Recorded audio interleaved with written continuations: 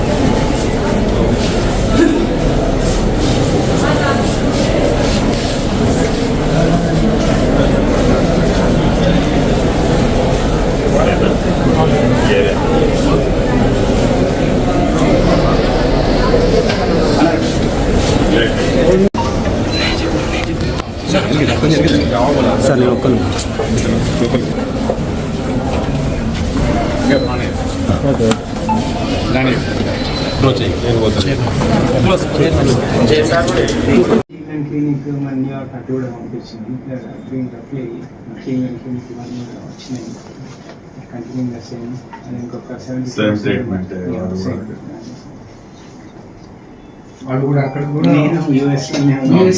వాళ్ళ అక్కడి నుంచి కూడా ఎప్పటికప్పుడు వాళ్ళు మాట్లాడుతున్నారు. డాక్టర్ సైడ్ నుంచి ఏం ప్రాబ్లం లేదు, ఒకటి యాక్టివేట్ అయితే మీకు అంతా